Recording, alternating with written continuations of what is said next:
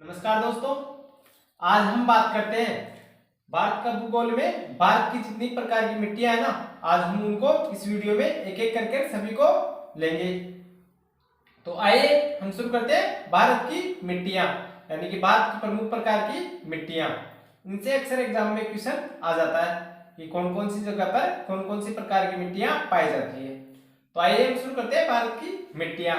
सबसे पहले तो आपको यह जानना होगा कि जो भारत की मिट्टी है ना, इसको भारतीय जो कृषि अनुसंधान ना उसके द्वारा 8 भागों में बांटा गया है। तो सबसे पहले तो आपको बताता हूँ कि मिट्टियों के अध्ययन को क्या कहते हैं। तो मिट्टियों के अध्ययन को क्या कहते हैं? पेडोलॉजी। क्या कहते हैं? पेडोलॉजी।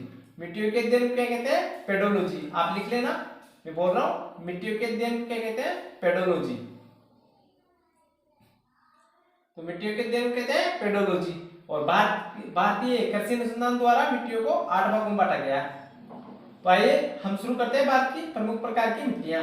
सबसे पहले हम देखते हैं सबसे महत्वपूर्ण मिट्टी की, यानी कि जलोढ़ मिट्टी की, जो कि भारत के सर्वाधिक भाग पर ये इस प्रकार की मिट्टी फैली हुई है। यानी कि भारत के सर्वाधिक भाग पर, यानी कि जो उत्तरी भाग है ना, उसमें जलोढ़ मिट्टी पाई जाती है। इस मिट्टी का निर्माण नदियों द्वारा लाए गए निक्षेपों से हुआ है। और उत्तरी भारत के अलावा जो तटवर्ती क्षेत्र है ना, उनमें भी ये मिट्टी पाई जाती है। कौन सी? जलोढ़ मिट्टी। तो अब बात करते हैं जलोढ़ मिट्टी। तो जलोढ़ मिट्टी का निर्माण कैसे हुआ? नदियों द्वारा। ये मिट्टी काफी उपजाऊ मिट्टी है और इसमें मुख्य रूप से धान की खेती की जाती है। जो जलोढ़ मिट्टी है ना, इसमें मुख्य रूप से धान की खेती की जाती है जलोढ़ मिट्टी में। और इसका निर्माण कैसे हुआ? नदियों द्वारा। और इसके अलावा धान के अलावा जो गेहूं और दालें और तिलहन फसल, मतलब प्रमुख प्रकार की फसलें और फल फूल सब्जियां आदि सभी इसमें बाए जाते हैं। अगर हम बात करते हैं कि जो भारत की मिट्टी है ना, जलोढ़ मिट्टी, इसको भी 2 भागों में बांटा गया है। कौन कौन से?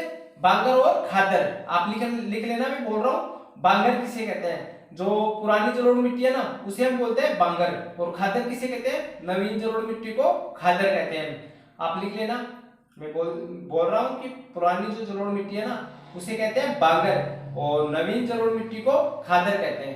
तो यह हमारा जलोढ़ मिट्टी का सेशन।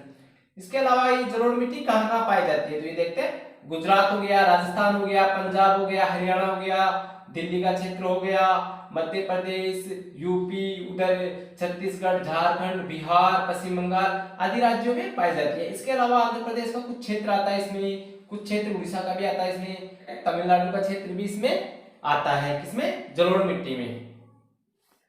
अब बात करते हैं काली मिट्टी की, कि काली मिट्टी भारत के कौन कौन से राज्यों में पाई जाती है और इसकी क्या क्या विशेषता है। तो काली मिट्टी की हम बात करते हैं तो इस मिट्टी को रेगुर मृदा भी बोलते हैं, यानी काली मिट्टी को रेगुर मृदा और कपासी मृदा भी बोलते हैं, क्योंकि इसमें सबसे ज्यादा कपास की खेती की जाती है काली मिट्टी में। इसके अलावा काली मिट्टी की हम बात करते हैं कि कौन कौन से क्षेत्रों में पाई जाती है। तो ये पाई जाती है गुजरात हो गया, महाराष्ट्र हो गया, कर्नाटक का उत्तरी क्षेत्र हो गया, इधर छत्तीसगढ़ हो गया, और ये जो मध्यवर्ती मध्य प्रदेश का क्षेत्र आता है, इसमें पाई जाती है काली मिट्टी। इस मिट्टी को कपासी मिट्टी बोलते हैं। इस मिट्टी की बात करते हैं तो इसके कण काफी महीन होते हैं, इस कारण इसमें जल सोखने की क्षमता काफी ज्यादा होती है और काफी लंबे समय तक इसमें नमी बनी रहती है। किस मिट्टी में? काली मिट्टी में। अगर इसकी बात करते हैं इसका निर्माण कैसे होता है, तो काली मिट्टी का निर्माण हुआ है जो ज्वालामुखी विस्फोट के द्वारा बेसाल्ट चट्टानों के टूटे फूटने से इसका निर्माण हुआ है काली मिट्टी का। और हम काली मिट्टी के बारे में देखते हैं तो इसमें आयरन, चूना और मैग्नीशियम की अधिकता होती है, यानी कि आयरन, चूना और मैग्नीशियम की इसमें अधिकता होती है काली मिट्टी में। और काली मिट्टी के बारे में हम ज्यादा देखते हैं तो काली मिट्टी में मुख्यतः कपास की खेती की जाती है। किसकी खेती की जाती है? इसमें कपास की खेती की जाती है। और काली मिट्टी में जल को सोखने की क्षमता ज्यादा होती है, इस कारण इसमें लंबे समय तक पानी की मात्रा या नमी की मात्रा बनी रहती है। इस कारण इसे स्वतः जुताई वाली मिट्टी भी कहते हैं, यानी कि स्वतः जुताई वाली मिट्टी भी बोलते हैं काली मिट्टी को। तो ये था हमारा काली मिट्टी के बारे में सेशन। अब देखते हैं हम नेक्स्ट मिट्टी। अब हम बात करते हैं इसकी लाल मिट्टी की, या लाल पीली मिट्टी भी बोलते हैं इसे। लाल मिट्टी को क्या बोलते हैं? लाल पीली मिट्टी भी बोलते हैं या लाल मिट्टी बोलते हैं इसे। इसकी बात करते हैं तो ये दक्षिण भारत में पाई जाती है। इसके अलावा उधर मणिपुर और नागालैंड का क्षेत्र ना, उसमें भी पाई जाती है। पूर्वोत्तर भारत में भी मिट्टी पाई जाती है। इस मिट्टी की बात करते हैं कि इसका निर्माण कैसे हुआ है। तो जो लाल पीली मिट्टी है ना, ये इसका निर्माण हुआ है जो जलवायु परिवर्तनों के कारण जो कायांतरित सेल है ना, उनके टूटने फूटने से इसका निर्माण हुआ है। कायांतरित सेलों के टूटने फूटने से इसका निर्माण हुआ है, यानी जो कायांतरित चट्टानें ना, उनके जो जलवायु परिवर्तन है ना, जलवायु परिवर्तन घटनाएं, उनके द्वारा इसका निर्माण हुआ है लाल पीली मिट्टी का। अगर इस मिट्टी की बात करते हैं कि इसमें क्या क्या पाई जाती है और क्या क्या नहीं पाया जाता है, तो इसके गुणों की बात करते हैं हम इसमें। तो इसमें सिलिका और आयरन यानी कि सिलिका और लोह की मात्रा ज्यादा होती है इसमें, किसमें, लाल पीली मिट्टी में। और इसमें सिलिका और लोहा की तो मात्रा ज्यादा होती है, साथ ही में इसमें जल को सोखने की क्षमता भी होती है, यानी कि जब ये लाल मिट्टी जल को सोख लेती है ना, तो इसका रंग पीला दिखाई देता है। यानी जो ये लाल मिट्टी है रंग को सोख लेती है, इस कारण जल को सोख लेती है, इस कारण इसका रंग पीला दिखाई देता है, इस कारण हम इसे लाल पीली मिट्टी बोलते हैं। तो ये हमारा इस मिट्टी के बारे में। इसके अलावा अगर हम देखते हैं कि इस मिट्टी में किसकी कमी होती है, तो जो लाल पीली मिट्टी है ना, इसमें नाइट्रोजन और ह्यूमस की कमी होती है। जो लाल पीली मिट्टी है ना, इसमें नाइट्रोजन और ह्यूमस की कमी होती है। तो इसके बारे में क्वेश्चन ये फैक्ट नहीं आता कि इसमें किसकी, इसके बारे में क्वेश्चन ये आता है कि इसमें किसकी कमी पाई जाती है और किसकी मात्रा पाई जाती है। तो ये क्वेश्चन याद करने के हैं कि इसमें लोहा और सिलिका की तो मात्रा पाई जाती है, और जो ह्यूमन और नाइट्रोजन है ना, ह्यूमस और नाइट्रोजन है ना, उसकी इसमें कमी पाई जाती है लाल पीली मिट्टी में। इसके अलावा क्वेश्चन ये बनता है कि ये मिट्टी कहाँ कहाँ पाई जाती है। ये क्वेश्चन काफी बार बन जाता है एग्जामों में, अक्सर ये क्वेश्चन आता जाता रहता है। तो ये क्वेश्चन काफी बार आ चुका कि काली मिट्टी, वो लाल पीली मिट्टी कहाँ पाई जाती है। तो लाल पीली मिट्टी पाई जाती है छत्तीसगढ़, उड़ीसा, झारखंड और पश्चिम बंगाल का कुछ क्षेत्र है ना, ये यहाँ पे पाई जाती है पश्चिम बंगाल। और इसके बारे में बात करें तो जो आंध्र प्रदेश, तमिलनाडु और इधर आ जाएगा कर्नाटक, और ये बीच में आ जाएगा तमिलनाडु क्षेत्र, इनमें ये पाई जाती है। मुख्य रूप से अगर देखते हैं कि सबसे ज्यादा जो लाल पीली मिट्टी है कहाँ पाई जाती है, तो सबसे ज्यादा पाई जाती है तमिलनाडु और आंध्र प्रदेश में पाई जाती है लाल पीली मिट्टी। तो ये था हमारा लाल पीली मिट्टी के बारे में। अब देखते हैं आगे।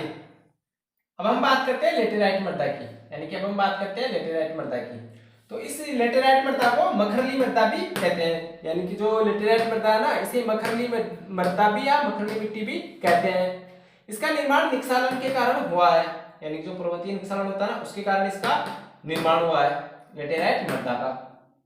अगर हम बात करते हैं लेटेराइट मृदा कहाँ पाई जाती है, तो ये उच्च तापमान और अत्यधिक वर्षा वाले क्षेत्रों में लेटेराइट मृदा पाई जाती है, जैसे कि पश्चिम बंगाल का हो गया, इधर केरल का हो गया, कर्नाटक का हो गया, इनमें ये पाई जाती है लेटेराइट मृदा। अगर लेटेराइट मृदा की हम बात करते हैं कि इसमें क्या क्या पदार्थ पाए जाते हैं और किसकी मात्रा कम होती है, किसकी मात्रा ज्यादा होती है लेटेराइट मृदा में, तो हम देखते हैं लेटेराइट मृदा में किसकी मात्रा ज्यादा होती है और किसकी मात्रा कम होती है। तो लेटेराइट मृदा में चूना, नाइट्रोजन और ह्यूमस की मात्रा कम होती है और लोह ऑक्साइड की मात्रा होती है। इसमें लेटेराइट मृदा है ना, इसमें नाइट्रोजन और ह्यूमस की कमी होती है और लोह ऑक्साइड की मात्रा ज्यादा होती है, इस कारण इसका रंग, लोह ऑक्साइड के कारण इसका रंग लाल दिखाई देता है। इस कारण लेटेराइट मृदा का रंग लोह ऑक्साइड की उपस्थिति के कारण लाल दिखाई देता है। तो ये हमारा लेटेराइट मृदा। लेटेराइट मृदा की अगर हम बात करते हैं तो ये कहाँ कहाँ पाई जाती है, तो जैसे कि मैंने बताया था कि कर्नाटक हो गया, केरल हो गया और इधर पश्चिम बंगाल का क्षेत्र आता है लेटेराइट मृदा में। तो ये था हमारा लेटेराइट मृदा के बारे में। अब हम देखते हैं आगे नेक्स्ट मिट्टी के बारे में, यानी कि अब बची हमारी कौन सी, मरुस्थलीय मिट्टी। पहले हम देखते हैं मरुस्थलीय मिट्टी। तो अगर हम मरुस्थलीय मिट्टी की बात करते हैं तो यह मिट्टी पश्चिमी राजस्थान में पाई जाती है, मरुस्थलीय मिट्टी, और इसे शुष्क मिट्टी भी कहते हैं। जो मरुस्थलीय मिट्टी है ना, कहाँ पाई जाती है, पश्चिमी राजस्थान में। जैसे कि आप देख सकते हैं पश्चिमी राजस्थान है, इसमें पाई जाती है मरुस्थलीय मिट्टी, और इसे शुष्क मिट्टी भी कहते हैं, यानी कि सूखी मिट्टी या शुष्क मिट्टी। इसमें पानी की मात्रा बहुत कम होती है, यानी कि नमी इसमें नहीं रहती है। और इसमें इस मिट्टी में कौन कौन से फसलें उगती है, तो जो मरुस्थलीय मिट्टी या शुष्क मिट्टी है ना, इसमें मुख्य रूप से जो बाजरे की फसल होती है, किसमें, मरुस्थलीय मिट्टी में या शुष्क मिट्टी में बाजरे की फसल ज्यादा होती है। और अगर मरुस्थलीय मिट्टी की बात करते हैं तो इस मिट्टी में, जो मरुस्थलीय मिट्टी है ना, पश्चिमी राजस्थान में पाई जाती है और इसमें कांटेदार वृक्ष पाए जाते हैं, यानी कि यहाँ पे कांटेदार पेड़ पौधे पाए जाते हैं, जैसे खेजड़ी हो गया, और यहाँ पे अधिकांश निचला भाग है, तो इसे बोलते हैं मरुस्थलीय मिट्टी या शुष्क मिट्टी।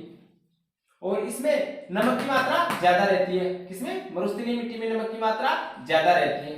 तो ये था हमारा मरुस्थलीय मिट्टी के बारे में। इसके बारे में मेन क्वेश्चन तो यह था कि मरुस्थलीय मिट्टी कहाँ पाई जाती है, तो वो पाई जाती है राजस्थान में, यानी कि राजस्थान में का पश्चिमी राजस्थान में। पूर्वी राजस्थान में कौन सी पाई जाती है, जलोढ़, और पश्चिम में पाई जाती है मरुस्थलीय मिट्टी।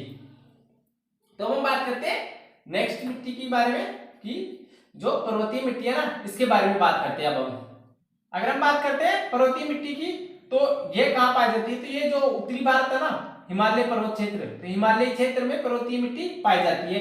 अगर हम पर्वतीय मिट्टी की बात करते हैं कि इसमें जो पर्वतीय मिट्टी है ना, इसमें कंकड़ पत्थर अधिक मात्रा में पाए जाते हैं। पर्वतीय मिट्टी इसमें कंकड़ पत्थर अधिक मात्रा में पाए जाते हैं, और पोटास और फास्फोरस की इसमें कमी होती है, यानी कि जो पोटास और फास्फोरस है ना, उसकी इसमें जो पर्वतीय मिट्टी है ना, उसमें इसमें कमी होती है। पोटास और फास्फोरस की क्या होती है, कमी होती है। और जो पर्वतीय मिट्टी है ना, इसमें बागवानी कृषि की जाती है, यानी जो पर्वतीय मिट्टी है ना, इसमें कौन सी कृषि की जाती है, बागवानी कृषि की जाती है। बागवानी कृषि कहाँ की जाती है, पर्वतीय मिट्टी में बागवानी कृषि की जाती है। अगर हम इसकी बात करते हैं ना, जो पर्वतीय मिट्टी की, तो पर्वतीय मिट्टी में हम देखते हैं कि यहाँ पे मुख्य रूप से चाय, कॉफी आदि की फसलें यहाँ पे पाई जाती है, यानी जो चाय, कॉफी या मसालों की खेती की जाती है। सिक्किम हो गया, अरुणाचल प्रदेश हो गया, असम हो गया, उनमें किसकी खेती की जाती है, चाय, कॉफी और मसाले की। तो ये खेती यहाँ पे की जाती है पर्वतीय मिट्टी में। और अगर हम बात करते हैं इसकी पर्वतीय मिट्टी की, तो ये इस मिट्टी में झूम की खेती की जाती है, यानी कि झूमी कृषि कहाँ की जाती है, पर्वतीय मिट्टी में की जाती है। मुख्य रूप से वहाँ पे नागालैंड का जो क्षेत्र है ना, वहाँ पे की जाती है पर्वतीय मिट्टी में झूम की खेती। झूम की खेती को हम स्थानांतरित कृषि भी बोलते हैं। इस कारण करते हैं कि जब ये क्षेत्र मान लो यहाँ पे अगर ये मिट्टी उपजाऊ नहीं है ना, तो इसे उपजाऊ बनाने के लिए जो पेड़ पौधे हैं ना, उन्हें काट कर जला देते हैं, और यहाँ पे कृषि कहते हैं। जब कई सालों बाद जब ये भूमि अनुपजाऊ होती है ना, तो यहाँ से छोड़ के दूसरे स्थान पर जाकर कृषि करते हैं, और यहाँ पे फिर से पेड़ पौधे उगाते हैं, और वो फिर से उगाते हैं पेड़ पौधे, और उन्हें काट कर फिर से यहाँ पे जब उपजाऊ हो जाती है भूमि, तो यहाँ पे कृषि करते हैं। तो इसे कहते हैं झूम की खेती। अगर हम देखते हैं पर्वतीय मिट्टी कहाँ कहाँ पाई जाती है, तो जम्मू कश्मीर हो गया, लद्दाख हो गया, हिमाचल प्रदेश हो गया, उत्तराखंड हो गया, और उधर सिक्किम हो गया, अरुणाचल प्रदेश हो गया, असम हो गया, और नागालैंड, इन क्षेत्रों में पाई जाती है पर्वतीय मिट्टी। नेक्स्ट वीडियो में, तब तक के लिए हमारे चैनल को लाइक कीजिए, सब्सक्राइब कीजिए और ज्यादा से ज्यादा शेयर कीजिए।